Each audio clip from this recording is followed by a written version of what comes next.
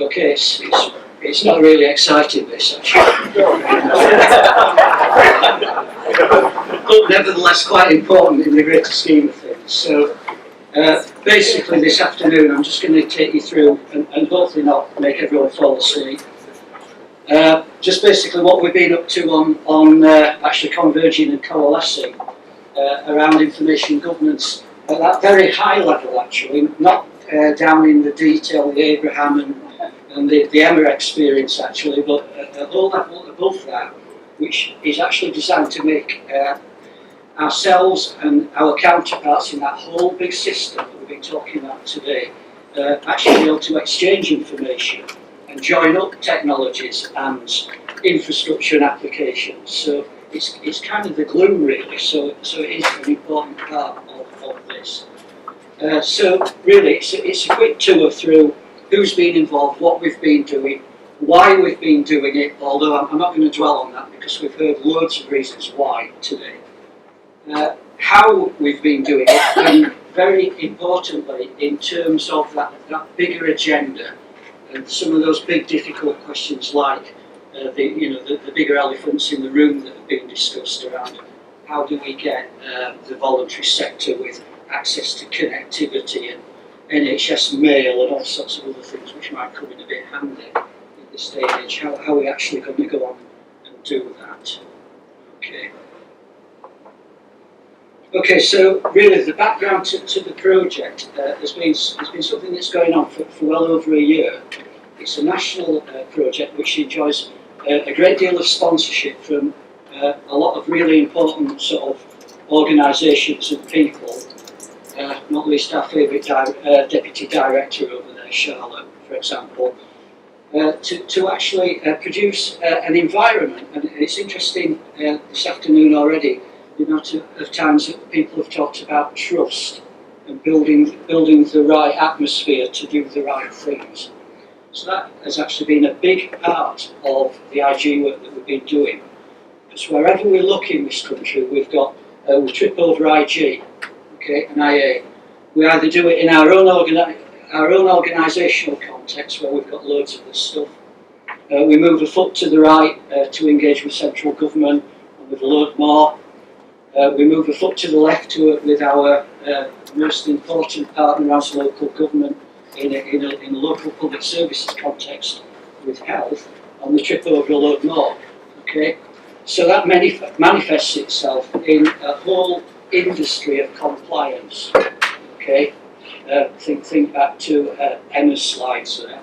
That's not a good place to be actually. It also manifests itself in a whole different ways of delivering infrastructure, which again isn't a good place to be when we're sitting and talking as we are today. So actually, we've been taking a fairly pragmatic view, looking at all of this baggage that we've inherited, and trying to work together to work a better way through it, not least to support the pioneers and everybody else actually. Part and parcel of that project, which has been going on, as I mentioned, at a national level, is also to introduce the room to start thinking about how we can do things differently. Okay, moving on. Okay, so just to give you a flavour of the stakeholders, unless we actually get round and talk to a lot of people and do this certainly as a PAN-type government exercise, we won't really get the traction to make these changes actually take effect and stick. So we've enjoyed a great deal of support and sponsorship as a consequence, not least from those organisations. Okay. Really importantly, we've got the big boys at the top, but also if we're making changes on the ground and we're trying to improve the lot that is IG and compliance right now, then actually we need to be down a number of levels as well. So that's working with what was the PSN programme to look at how we can broker our what we need to do from a local authority perspective in the PSN compliance world against the health world to take some of the pain and the noise away. We equally need to be working with our information governance people, which is what we've been doing, across local government, but also dropping down into the world that's inhabited by people like Julie Oxley and her team in Leeds, which is to actually get out in front of the real world issues that we get in adult social care and elsewhere. So when we've been looking at the requirements that we're all sort of obliged to comply with before we can actually do anything, actually we've been looking at that kind of a level to work out what changes we can make quickly, which will get the most effect this year. We've also done that in various pockets of the country to try and make sure that it's not a Yorkshire humble-led thing. We might have national leads to be running with the project, but that's really not the point. Really importantly as well, the Information Commission is quite keen on this sort of work as well. Lots of drivers, which I'm not going to talk about in too much detail because that's really the point of the need for reform. But very quickly we've got the pioneers, we've got all sorts of other things going on, we've got all sorts of things that local government do, and health, and the voluntary sector and everybody else. But basically the reason that we're doing that is because things need to change rapidly. Okay, so taking the actual approach of the project now, we've been focusing in, for those of you who are familiar with the IG Toolkit, we've been focusing in on what was the social care delivery view last year in version 11, which is the bit really that predominantly has been in play with adult social care, but also with public health teams through either the same view or yet another different view of the toolkit, which basically needs to be completed before we can connect to health and share information. So one of the things we started to do there straight away is sitting down with HSCIC, with the Department of Health, with NHS England and ourselves, is actually sit down and take a different view of the toolkit, i.e. what does that look like from a local government perspective, and what are those elements of trust that are actually required. And for heaven's sake, if we've got 40 requirements and we don't understand all 40, can't we actually get rid of a few? Yeah? Or if we're actually doing things because we have to, because the Data Protection Act tells us to, rather than the Health and Social Care Information Centre, can't we just get rid of that one? Well, actually, the answer is by sitting down and getting around the table, and that bit at the bottom, it says give and take, we can, and we have. So, as a consequence, in version 12 of the toolkit this year, from a local government point of view, we've still got to do it, okay, big deal, but actually we've made it quite a bit easier. So, in that social care view now, there are 28 requirements rather than 40. Of the 28, there are 13 full matches against what we have to do from a PSN Code of Connection point of view. There are 2 partials, okay? So actually what we're doing now, oh, and by the way, we've changed the language, so it's less about morbidities and these sort of words, Abraham, to words which resonate maybe a little bit better in local government, okay? Common language, that's been mentioned more than once today by more than one speaker. Okay, so in other words, let's get a toolkit that works for both ways, and let's think about that in terms of the what we're actually trying to enable here. Okay, the good news about that is we haven't really stopped there. We've also been working again very closely with health colleagues through the National Information Board that Charlotte mentioned earlier, to actually say, well, actually, we've got quite a long way along the journey this time, and things are definitely looking up, at least in the IG space. But we need a lot more. We need to do a lot more to support all of the things that we're talking about today. I'm going to show you a slide which again is a bit local authority health focused, but it will give you an idea in a minute what I'm talking about. But in the meantime, what is really good is, in terms of the project that we've been running, we now have a successor programme waiting in the wings.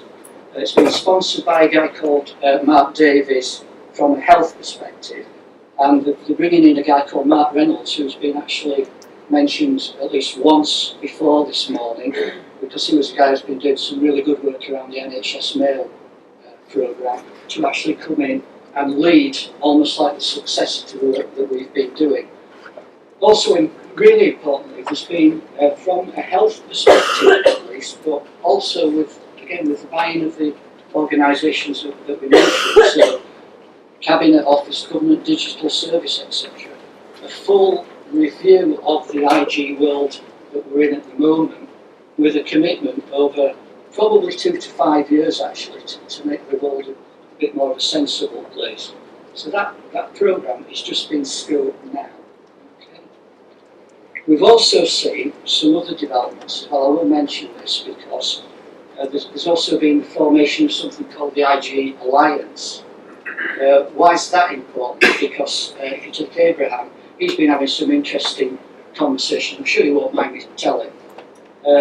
In terms of all of that really good stuff that he's trying to do, and the importance of accredited safe havens in that, and the thinking around that. Okay. Well, the good news is now that Abraham and the pioneers and others have got someone to talk to. Hopefully not a computer says no answer, which is the IG Alliance actually. Okay, so we'll maybe catch up about that after. Okay, so just putting back in terms of the work that's there within the IG Toolkit space now for local government. There is a dedicated view in version 12. We've done that simplification. We've done that mapping so that if you were using a separate toolkit with public health, duplicating activity in another part of the organisation, you can actually use a single corporate view now. Okay? So if you wanted to bring children's services in, because you've got child protection and information sharing to do, or heaven forfend, if you wanted to drive up your standards across your organisation generally, then take a look at the toolkit. But use it in a pragmatic way for your organisation. Don't get too hung up on the ins and outs of what it says. Think about it in terms of what you're trying to do. Okay? So that's a really important message. The guidance that we've created around the toolkit now gives you a lot more freedom to think. Okay? In certain quarters that will no doubt, as people begin to use it, that will be a bit of an issue, I suspect.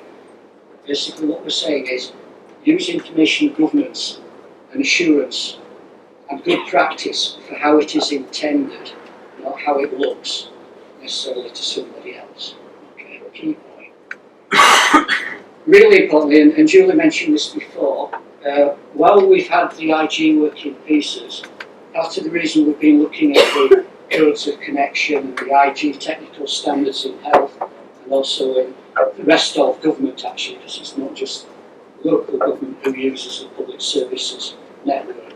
We've been using the toolkit work as the glue to make it easier to connect. Okay? So right now, a lot of you will be familiar with the fact that in order to do pretty much anything with health, we're stuck and we're predicated on effectively M3 circuits, and you do it like this or you're not doing it at all. Okay? We're not out of that world yet, but bit by bit, there's a recognition that if government and local government and other sectors have spent a load of money on PSN, why on earth aren't we using it? And why on earth are we being expected to spend more money on circuits and connectivity to a network that is actually well past its sell-by date and is in the throes of being decommissioned? So in terms of the work that the pioneers are doing, not least, and the rest of us actually, that's a really important thing. And it's something that we're taking forward with the pioneers as a vehicle for some change. Okay? Tactically, there's lots of benefits as well. As I mentioned before, you can use the toolkit now more to drive what you want to do as an organisation. We're not watering down standards, we're just making them more applicable and more understandable. In fact, if you take the code of connection equivalence, from a health perspective, unlike the rest of the IG toolkit in local government, no one's going to come and audit you on those other requirements right now. the IG Toolkit space. But the PSN code of connection requirements, and therefore the linkage, is audited. So actually by doing that work, we've provided more assurance to health than organisations voluntarily doing the toolkit in the past. Okay, that is, I'll just pause there for a minute because that's a very unitary, met view of the world. That's a view of the world that is predicated on us rather larger organisations in the room that have a remit to deliver social care. Okay, that's missing a great big swathe of local authorities insofar as we've got 1,800 district councils out there, which are also working closely with health at the moment, also in really innovative ways that we're only just beginning to understand. So in terms of, hold that thought for the next slide. Okay, so that where next, we're not just thinking about an IG framework that works in that two-dimensional space of health and local government and fixing the issues that we have now. We're also thinking about that bigger framework across government, but also extending out into private voluntary sector and all those other areas where it really needs to go, and we need a better way. And really that's one of the key areas for the new programme to look at. Okay. So what we're actually talking about going forward, and as I mentioned before, this is a bit of a local authority health oriented slide, is building on that baseline stuff, which is where we're at already. But those of you who know, there's a level below that, which is actually around the international standards set, on top of which all this mumbo jumbo has grown up over the years. Okay? So actually what we're talking about as an assurance framework of the future is to get back to that reality of what is good information governance and assurance best practice. Well, actually, we don't need to reinvent it, put loads of labels on it, and spend 2 years trying to comply with it. What we actually need to do is peel it away and apply it in an appropriate way, in a contextual way for our organisations. Also, really important, down there, it's the basic legal basis, if you like, for moving information around. I'm not quite sure when that got lost. Equally, layered on top of that, rather than having health imposing on local government, or local government saying you must do this to share with us to health or to voluntary sector or to anybody else actually, or the police talking to us, if we put a slide up to your right, to actually start to build up a set of requirements that make sense in the context that we operate within. Okay? So in other words, we have, rather than hitting each other with monolithic pieces of IG, entire regimes all the time, we'll actually have certain requirements which make sense in the context that we're moving information around in. Okay, this is the vision, this is the view. Sitting on top of that, going up a level again, and again this is very health, local authority oriented view, we'll then have some of those sector specific things sitting on top. Okay, people actually understand this and want to do it as well, which is quite refreshing. And that's kind of it. That's a bit of a gallop because I know time is ticking there, Martin. So, and if you get any questions anyway, if you ping me an email, I'll know the answer, I will move on to it.